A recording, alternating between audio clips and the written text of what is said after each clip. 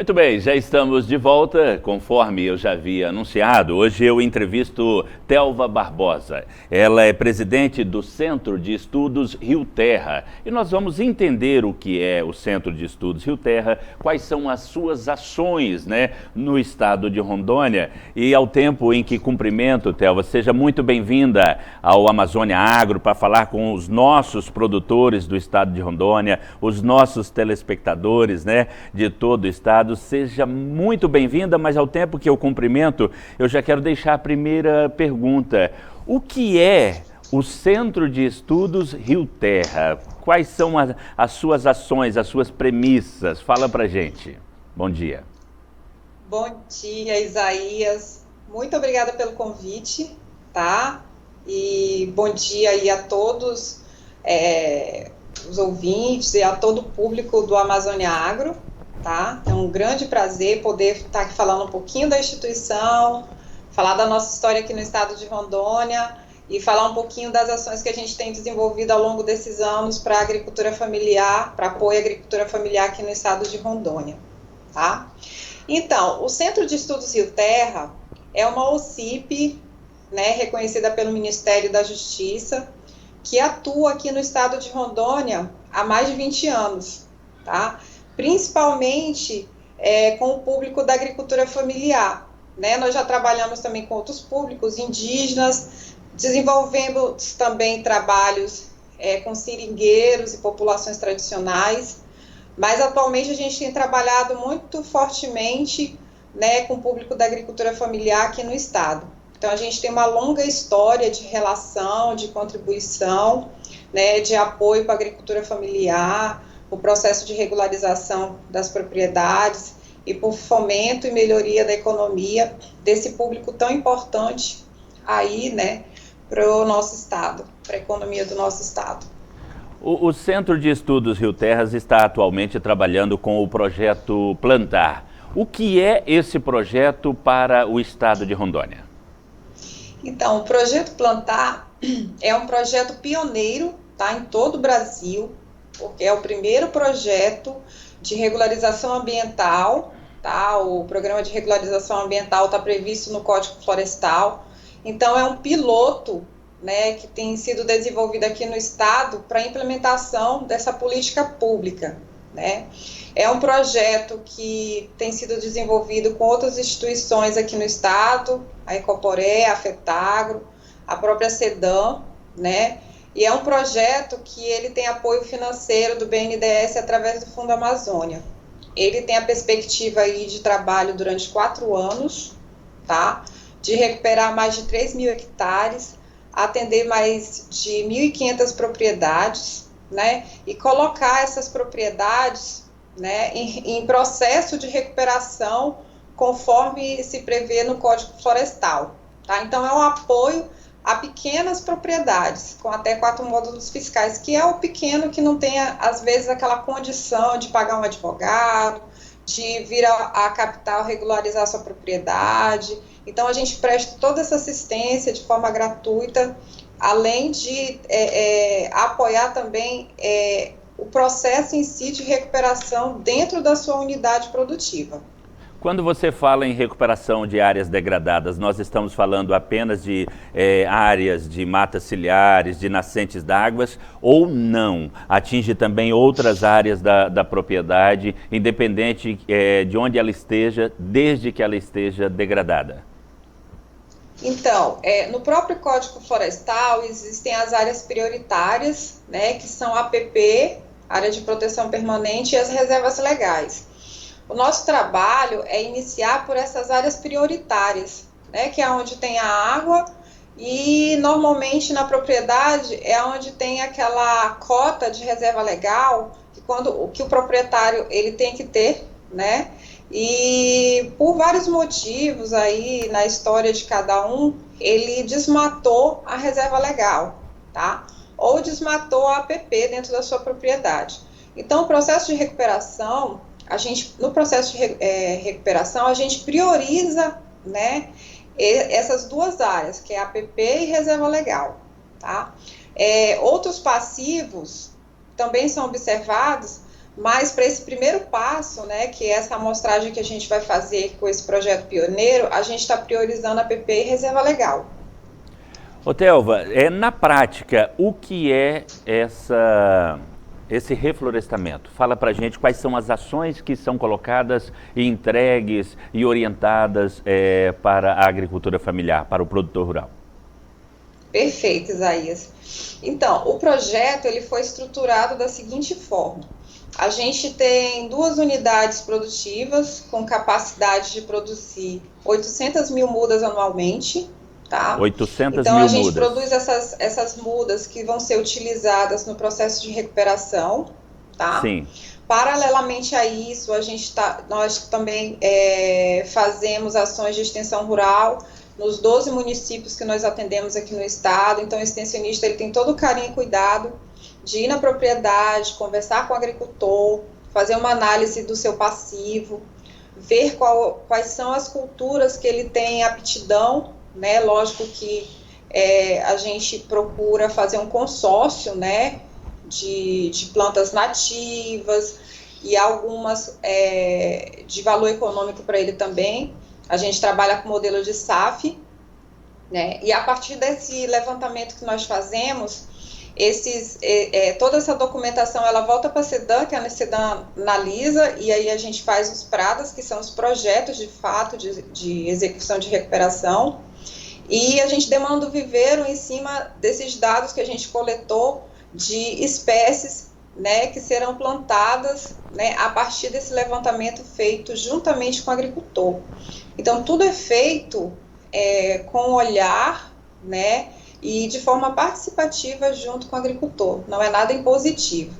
Né? Eu acho que por isso que o projeto ele é muito exitoso, porque a gente respeita muito essa questão também das escolhas do agricultor, né? Porque se você quer que uma ação dê certo, tem que ser algo que ele se sinta pertencente, que ele se enxergue nesse processo. Então a gente procura, de fato, fazer essas construções junto com o agricultor.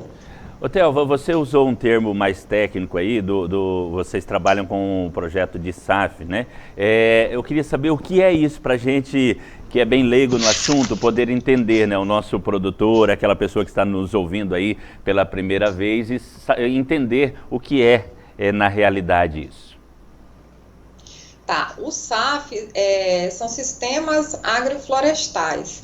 É um modelo muito utilizado em recuperação que envolve várias espécies. Você faz tipo, né, por exemplo, se você tem uma área que está com passivo e você deseja recuperar, o SAF ele te dá essa oportunidade de trabalhar com espécies que têm crescimento de longo prazo, médio prazo, curto prazo, e consociar espécies nativas com espécies exóticas e com espécies de valor econômico. Né? Um exemplo, num SAF, por exemplo, a gente pode plantar ali espécies que estejam em extinção, a gente consocia às vezes com o café, porque é uma produção, é uma espécie que para o agricultor tem um valor econômico muito forte, que vai trazer renda para ele, e consocia também com algumas exóticas. Então a gente o SAF na verdade é um modelo que traz resultados para o agricultor a curto, médio e longo prazo, porque você traz todo esse conjunto de espécies que proporcionam melhoria na questão ambiental, ou seja, ele tem a contribuição ambiental, ele tem a contribuição econômica para ele, né? E entra nesse processo de recuperação, porque o SAF é um modelo aceito também dentro do Código Florestal, como um modelo exitoso de recuperação, tá? Então, na verdade, o SAF é de fato um projeto que consorcia várias espécies.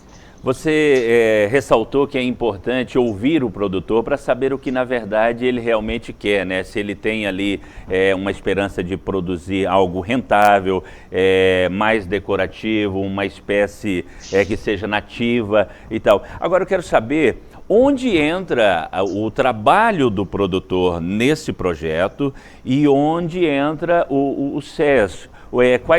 como são definidos, né? O que cada um vai fazer, se tem custo para o produtor, como é custeado esse projeto para que ele seja implementado na propriedade rural, já que nós estamos falando de pequenos produtores e esses pequenos produtores geralmente têm pouca renda, né, anual na propriedade. Então, Isaías, um projeto dessa magnitude é uma operação que tem muito custo, né? Então, nós já entramos com a muda, nós entramos com os insumos, calcário, adubo, cerca, o transporte da muda, nós entramos com assistência técnica e extensão rural, e o papel do agricultor a partir do momento que está dentro da propriedade, apoiar, por exemplo, o plantio, a manutenção, né, não deixar que essas mudas elas pereçam ou morram, porque é uma responsabilidade dele. A partir do momento que ele adere ao projeto, ele está assumindo uma responsabilidade também, né, porque imagina, a gente só pode atender 1.500 propriedades, muitos outros agricultores gostariam de estar sendo beneficiados. Então, ele tem um papel, sim, a partir do momento que ele adere ao projeto, de participar das ações. Custo, ele não tem nenhum, custo financeiro, mas ele tem, sim, a responsabilidade de, a partir do momento que ele adere ao projeto, e ele vai entrar no processo de recuperação da sua propriedade, que ele contribua, sim, né, entre com a mão de obra dele no plantio, na manutenção dessas mudas, né, e na permanência também dessa recuperação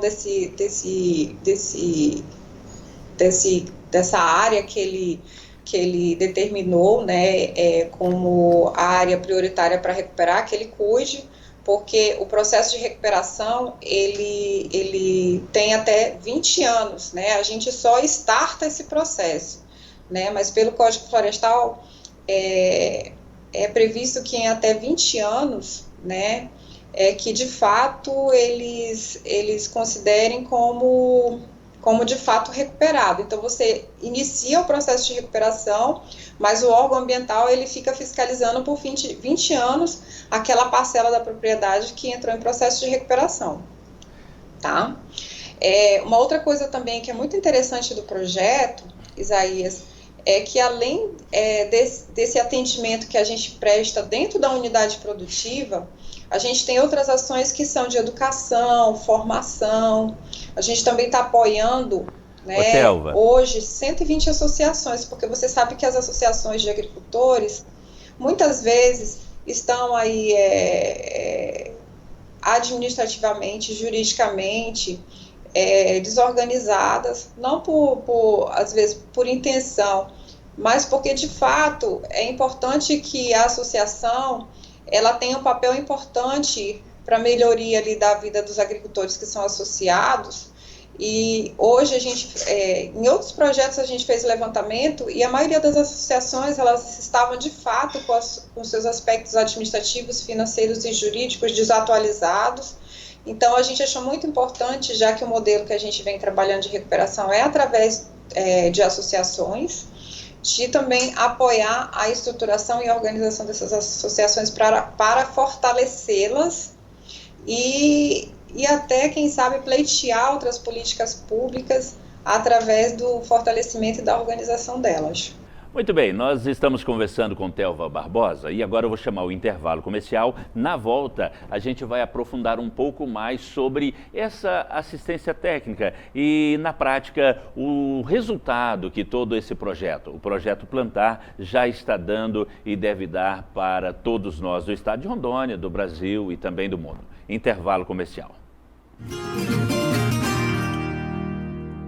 Para levar comida à nossa mesa, o homem do campo tem vários desafios. Precisa aumentar a produção, melhorar a qualidade e ser mais competitivo. O Sebrae ajuda o pequeno produtor a ser mais eficiente. E aí, surgem novas oportunidades. A produção dá mais lucro e o sonho vira realidade. O Sebrae é um parceiro do homem do campo na gestão do seu negócio. Procure o Sebrae e conheça os serviços exclusivos ao empreendedor rural. Com o Sebrae, seu sonho vira real.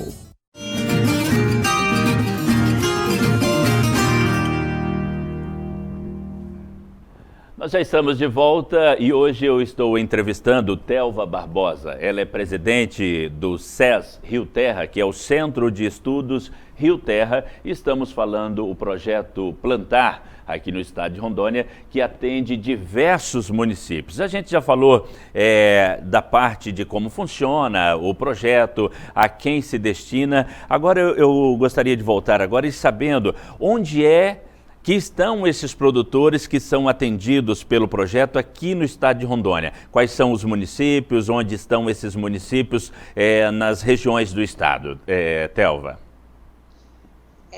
Isaías, então, hoje o Projeto Plantar, ele atende os municípios de Ji-Paraná, tá? Presidente Médici, Novo Horizonte, Castanheiras, Rolim de Moura, Itapuã do Oeste, Cujubim, Rio Crespo, Ariquemes, Machadinho do Oeste, Jaru e Ouro Preto.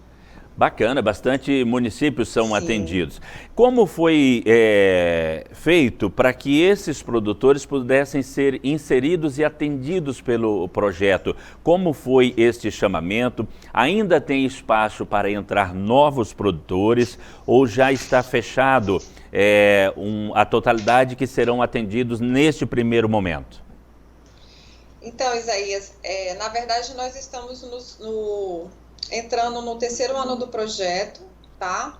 E todos os anos a gente faz o chamamento para novos agricultores que queiram aderir ao projeto. Inclusive a gente está nesse processo, porque você sabe que aqui na Amazônia o plantio ele ocorre em uma sazonalidade, porque a gente só planta no inverno.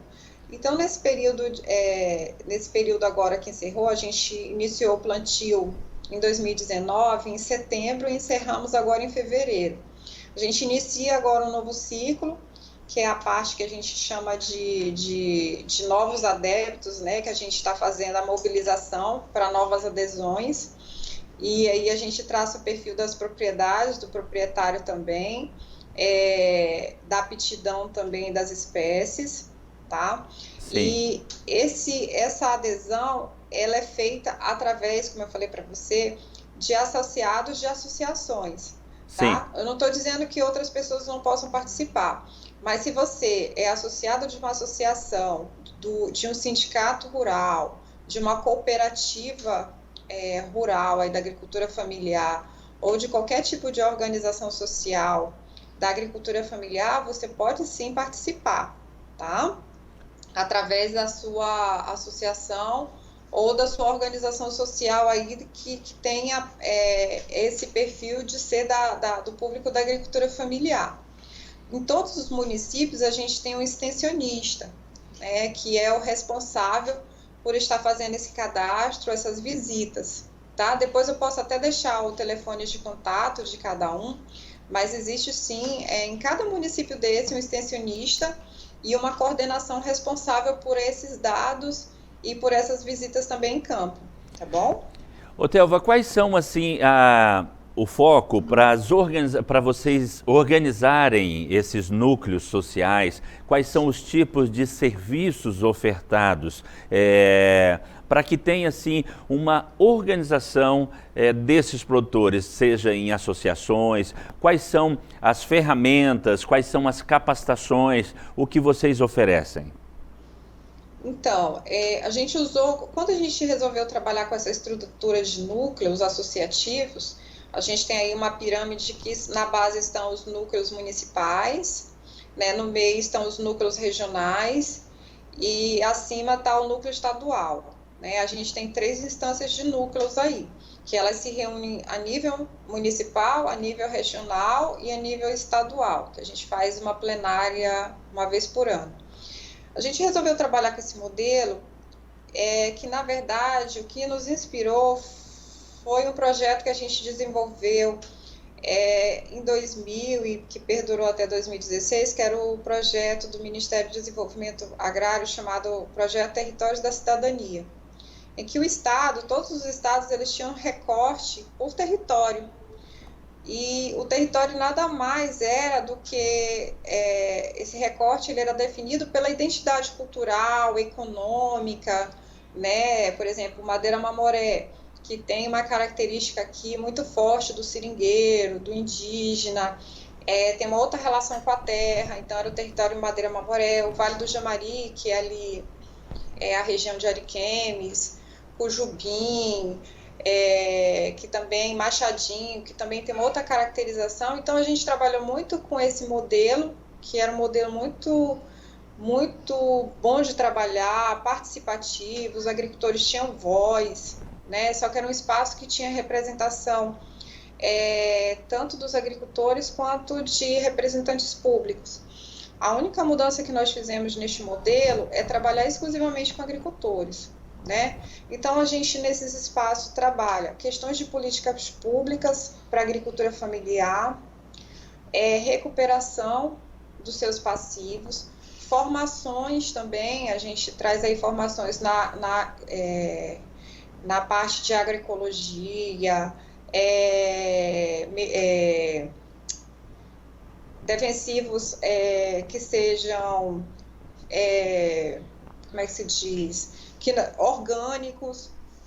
Então, uma série de outras capacitações que é exatamente para ajudá-los nessa parte de cuidar da sua propriedade, né? Gerenciamento financeiro da sua propriedade, a gente também tem capacitações nessa parte, porque muitas vezes ele produz, mas ele não consegue verificar se ele está tendo ganhos ou prejuízos, ou onde dentro da propriedade ele pode melhorar alguns aspectos econômicos para melhorar seus ganhos no final.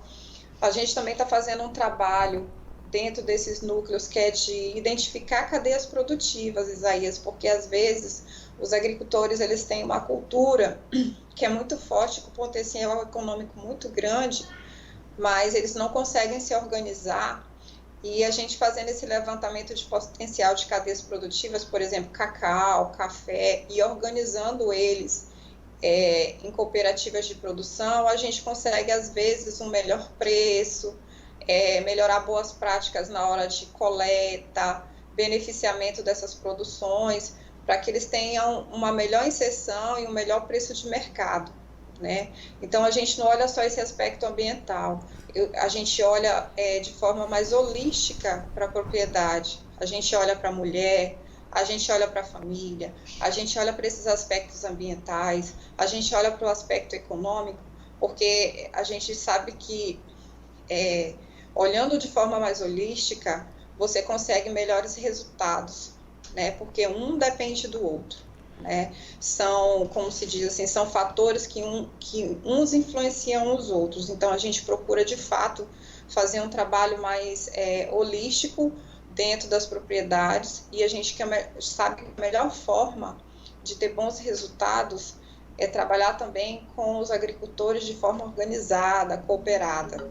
Tá? Então, a nossa expectativa dentro desses núcleos é, de fato, fomentar uma agricultura familiar mais estruturada, cooperada, acessando mercados, acessando políticas públicas, consciente do seu contexto econômico, consciente do seu contexto político, né? Porque a gente sabe que existem as políticas públicas, mas muitas vezes não chegam lá na ponta, mas por que não aponta, né, buscar essas políticas públicas? Né? Então, a gente trabalhou a estruturação desses núcleos muito mais com essa finalidade. Thelva, o projeto está no 3º ano e como a gente está falando de espécies arbóreas, né, de reflorestamento, e você já mencionou que o projeto tem um acompanhamento de 20 anos que serão fiscalizados pelos órgãos para saber se realmente o produtor está cuidando daquela área e se o projeto vai atender, né, o objetivo principal, que é, né, o contrário aí do aquecimento global, que a gente sabe que através de estudos, onde há muito desmatamento, incrementa o aquecimento global. E para conter isso, né, que é feito o reflorestamento, o plantio de árvores. O que isso, na prática, vai representar a hora que essas árvores estiverem realmente emitindo oxigênio, né, tiverem na sua totalidade, eu digo elas prontas aí, já em tamanhos específicos de cada espécie, em árvores mesmo. O que isso vai representar na diminuição do gás carbônico aqui na atmosfera? Certo, Isaías. Antes só de te responder, eu queria só deixar claro aí para todos os agricultores e agricultoras que estão ouvindo que o Centro de Estudos Rio Terra, ele não é um órgão fiscalizador, tá? Porque às vezes, Isaías, a gente chega na propriedade e muitas vezes os agricultores acham que a gente está trabalhando em ações de fiscalização, multa, penalidades. E o que eu gostaria de deixar claro para todos vocês aí que assistem ao programa é que, na verdade, nesses 20 anos que a gente vem desenvolvendo trabalhos aqui, a razão da existência do Centro de Estudos Rio Terra, gente, é de apoiar a agricultura familiar, de melhorar a qualidade de vida de vocês, tá? E vocês sabem que um dos passos que são importantes para que, por exemplo, vocês acessem crédito rural, vocês acessem outras linhas de financiamento, acessem mercado, é estar com a propriedade de vocês regularizada perante o órgão ambiental, tá? A gente não fala isso assim, sem desconhecimento de causa. A gente trabalha há 20 anos, a gente sabe, por várias vezes que a gente ouviu os agricultores falando, eu não consigo acessar um crédito, eu não consigo comprar um tratorzinho, eu não consigo... Então a gente foi vendo que regularizar a propriedade é um passo importante para que vocês possam acessar crédito, para que vocês possam acessar mercado. A gente precisa estar em parceria com todos os entes que são importantes nesse processo. O órgão ambiental, a gente faz essa parceria, lógico, né, porque ele precisa, a partir do momento que a gente faz esse levantamento de passivo, é ele que registra isso e coloca o agricultor em processo de recuperação, coloca o produtor de forma regular, tá? Mas eu queria só deixar claro que o nosso papel não é fiscalizar, o nosso papel não é multar, tá? Pelo contrário, o nosso papel é ajudar, tá? Ajudar a agricultura familiar. Ô, Telva, só para a gente ver se eu entendi aqui, então, o Centro de Estudos Rio Terra é uma entidade executora do projeto, facilitadora da vida do homem do campo e intermediando a propriedade rural à legislação vigente no país, aos órgãos de controle e de fiscalização, mas fazendo esse meio de campo na busca de adequar a propriedade à legislação para que ele possa ter acesso a crédito, melhor qualidade de vida lá no campo. Isso é uma das ações que a gente desenvolve, né, que é a regularização ambiental. Sim. Uma delas, tá? Como eu te falei, a gente olha a propriedade de forma holística, tem outras coisas que a gente também observa, outras ações, outros benefícios que a gente também leva para a propriedade. Eu só abri esse parêntese porque, de fato, às vezes as pessoas confundem o Centro de Estudos Rio Terra com algumas ações que são do órgão ambiental, e não tá? A gente está aí para ajudar a agricultura familiar. De forma alguma a gente faz denúncia, de forma alguma a gente tem qualquer intenção de fiscalizar, até porque a gente nem pode. A nossa parte, a nossa parcela, enquanto sociedade aqui de Rondônia, é apoiar a agricultura familiar, tá? Agora, com relação à questão da contribuição do projeto para a mitigação dos gases de efeito estufa que você mencionou. Até agora, né, no projeto, nós já estamos removendo da atmosfera mais de 16 mil toneladas de CO2, que é o principal gás de efeito estufa. Isso equivale a 7.961.000 litros de gasolina, certo? Então, a agricultura familiar, ela está aí contribuindo, né, para essa questão de melhoria climática, de conservação da Amazônia, porque a gente está deixando aí, através do plantio e da recuperação de áreas, a gente está diminuindo aí as emissões desse gás tão nocivo à atmosfera, tá? E até o final do ano, isso deve triplicar essa capacidade, né? Então, a gente deve ter aí mais de 50 1.000 toneladas deixando de ser emitidas desse gás, tá? Porque o que acontece nesse processo? A gente remove da atmosfera, a partir do plantio, todo esse gás do efeito estufa através do replantio. Verdade, e as árvores vão crescendo, né, cada vez mais vão produzindo mais oxigênio para nós. Agora, neste período de pandemia que nós estamos atravessando, como é que vocês estão trabalhando? Se tiveram que se reorganizar para esse momento de distanciamento social, de isolamento social, como é que estão as atividades? Alguma mudança? Então, Isaías, diante da pandemia do coronavírus, a gente suspendeu, né, os atendimentos presenciais, tá? Mas a gente, e lógico, nós estamos seguindo essas orientações aí de isolamento social dos órgãos de saúde, mas nós continuamos sim os atendimentos através do telefone, do WhatsApp nos municípios, tá? E por falar em telefone, vamos aproveitar e já deixa esse telefone para qualquer dúvida que o produtor que esteja inserido no projeto tenha, que a pessoa queira procurar vocês, buscar informação para como ser inserido, né, no próximo ano, no próximo chamamento. Deixa esse contato para a gente e depois a gente vai colocar na tela também para reforçar. Perfeito. O telefone geral é o 3223-6191, tá? E no site do Centro de Estudos Rio Terra e o site do plantar-ro.org.br, você encontra o contato de todos os extensionistas por município. Tem lá o celular, que acessa o WhatsApp, e está lá bem distribuído o nome do extensionista, o município onde ele atua e o telefone. Então, através desse telefone, o 3223-6191, você consegue informações, e também se você entrar no site plantar-ro.org.br, você consegue também acessar o nome do extensionista do seu município e o telefone dele para outras informações. Ô Telva, algo que eu não perguntei, que não toquei no assunto e que você queira implementar, fique à vontade.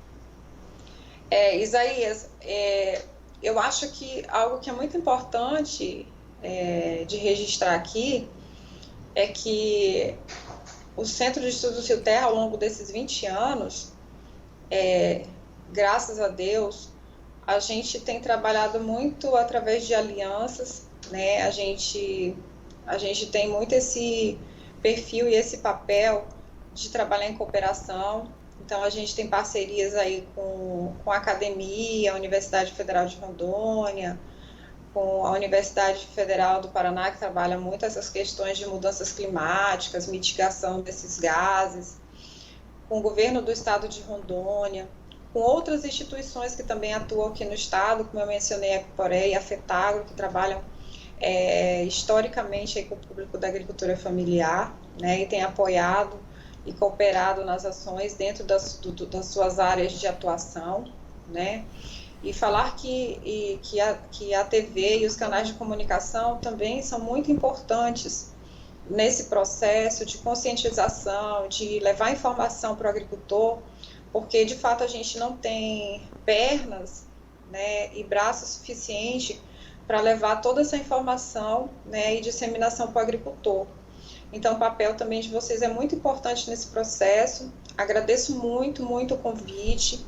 Espero que você deixe aí as portas abertas para a gente poder levar boas notícias e novas notícias aí para o público da agricultura familiar aqui de Rondônia, tá bom?